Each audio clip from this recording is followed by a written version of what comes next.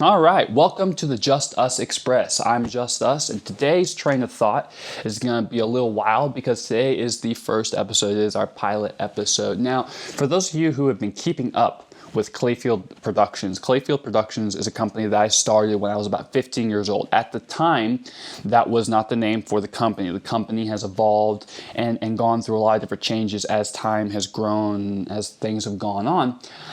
However, when I first started making videos, I didn't start making videos to get views. I didn't start making these things to get people to see what I was doing. I made videos because I simply loved doing it. I love making videos so much. One of my favorite things to do, like my all-time favorite thing to do, is to have an idea, a completely new idea, just a fresh, bizarre, random, but interesting idea, and then bring that idea to life in some way, whether that be through a poem or through a song or through a video. And what's really interesting is you have the phrase, a picture is worth 1,000 words. And I've heard it, I remember hearing that a lot growing up, a picture is worth 1,000 words. Well then, if a picture is worth 1,000 words, what is a video worth? Because a video is moving pictures. It's a series of moving pictures. So if a picture is worth 1,000 words, then what is the value of the videos that we're constantly releasing and putting out into the internet? I try to stay away from watching YouTube shorts. I try to stay away from scrolling Instagram and Facebook and Twitter, or X, formerly known as Twitter. And I try to stay away from that. But sometimes, I get bored or I'll get distracted and I'll find myself on my phone sitting there scrolling through. And what really gets me the most is that you have so much content that is being created, but you don't really have any meaning behind it. I mean, you do some of it, right? Yeah, I get on there and I see people like, let me just think of a couple off the top of my head. Andrew Tate, the king of toxic masculinity, right? That's what everyone says. That's what is going around. Andrew Tate, the king of toxic masculinity. Okay, all right. Well, then let me ask you a question. If Andrew Tate is the king of toxic masculinity, then who, may I ask, is the queen of toxic femininity? Maybe I pronounced that wrong. I don't even care. Maybe you're thinking to myself, well, what if my pronouns are he, them? What if I'm supposed to be a king? Well, I don't care. The question I'm asking still stands. We're always looking to point the finger at everyone but ourselves. What we don't realize is that when we're pointing the finger, we got 3 fingers pointing right back at you. What's that old saying? You have 2 ears and 1 mouth. What does that mean? It means that you should listen twice as much as you speak. You're like, well, why are you speaking right now? Why are you sitting in the studio and talking about all this stuff? And there doesn't seem to be any sort of point, anything that you're talking about. All right, I'll give you a point. Why are we not talking about the things that make us uncomfortable? Part of being an adult, is being willing to have the difficult conversations that you never had as a child. So we have a bunch of people running around claiming that a conversation exists. There's this open conversation happening, but there's not. We live in let's take America. I live in America, okay? I live in the United States of America, and I've lived in the United States of America all my life, okay? And USA is a free country. Free speech, do whatever you want, Well, let me ask you a question about free speech. Let's just talk about that for a second.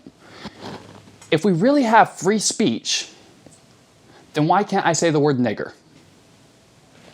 Oh, I know, I just said that. Yeah, and I did just say that. But let me ask you a question. If the First Amendment right is that I have free speech and I can say whatever I want, then why now is there a single word that I'm not allowed to say? That seems like it violates the First Amendment, doesn't it? Well, no, it's a bad word and it offends people. Okay, you know what else offends people? Change. Change offends people. And the people that it offends the most? The people who want to stay the same. You see, the world doesn't get better by staying the same. I don't get better by staying the same. I don't improve myself by saying, I'm awesome. I'm so great. I'm so Everyone should just call me what I believe I deserve to be called. Everyone should treat me how I believe I should be treated. Everyone should submit themselves to my ideology, to my concept of what friendship looks like, of what relationships look like, of what a society looks like, of what companies look like, of this and of that and this and that. The list goes on and on and on and on. It does. It does. And you're thinking to yourself, wow, this guy is like, oh gosh, why is he so passionate about this? Why is he so passionate about this? I'll tell you why I'm passionate about this. I'll tell you exactly why I'm passionate. Because we have a world of people who are in pain.